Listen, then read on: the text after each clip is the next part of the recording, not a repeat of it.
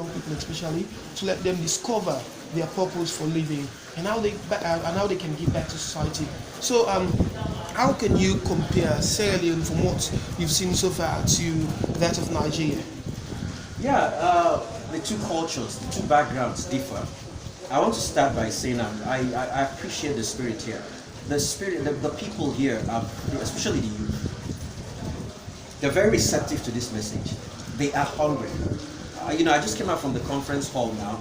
You could see hunger. Some of them were here as early as 7:38 this morning. Because it's important.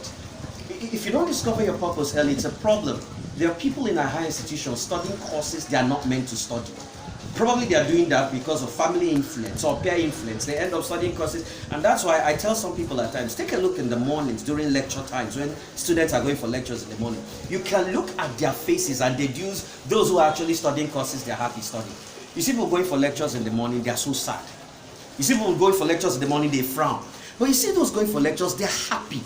You see, when you discover your purpose, when you know what you're truly born for, you're happy.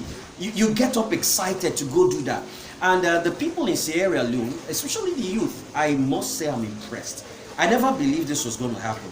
The reception here, I just came down from a brainstorming session and I saw 17, 19-year-olds asking questions that 40-year-olds can't answer. There is hunger. The people are hungry. So why don't we tap into this zeal now and try to redirect them?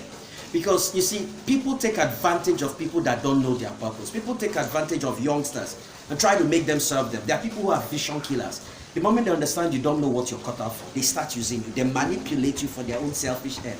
And in Sierra Leone, the reception is something else. In Nigeria, yeah, we have people who are actually responding. We have a lot of youth. People, it's gone viral. If you go on the internet, it's viral. Purpose for living everywhere. It's a movement. We're trying to help people come. You're born for this. Discover your line very early. Focus on your line. And like I say to people, there's something inside you someone else needs to survive. You can't keep sitting on it.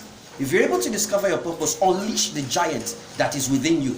Borrowing the words of Tony Robbins. If you're able to unleash the giant within you, you'll be able to make a great impact. And so, yeah, Sierra Leone, man, I don't regret being here. I wish I could stay on and on because the land is fertile. The youth are fertile. They are very receptive to this message.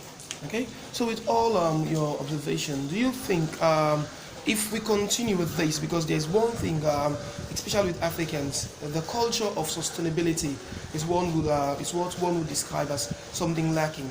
So how do you ensure? How will you ensure this? You sustain this. What strategies do you have? We've been having series of meetings. I've met with the CEO.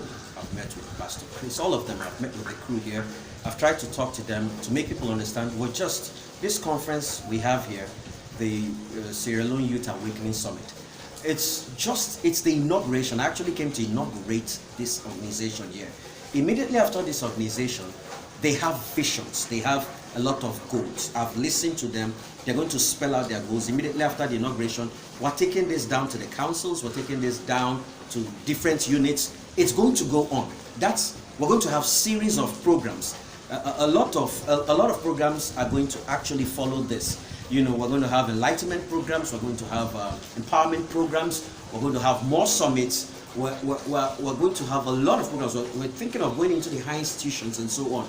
We want to form units. Just apart from what we have here in Freetown, we're looking at having units in the councils and so on and so forth. We're here to stay. We're here to make sure this message continues. If you look at our vision, our goal, it's not a one-time thing. It's something you need to keep committing to people every day. Keep letting people know that you're here for a purpose. It's a message that it's not just a hit and run message. It's something that needs to be sunk into the consciousness of people. Know why you're here. Live according to why you're here. So we're here to stay. And like I've always said, it's a global movement. It started in 2017. We're already here. We're looking at going down to South Africa and some other countries in the world very soon. We're spreading this, and I believe that a lot of people are going to benefit from this once you know why you're here. Tell me, you're the happiest person on earth. So lastly, as we conclude the interview with what you've just said, what will your message to young people? What must they hope for with your organization, Purpose for Living? Yeah, I want to tell people, hook up to this. This is the essence. A lot of us made mistakes and we end up living another person's life. I've told people that once you don't discover your purpose,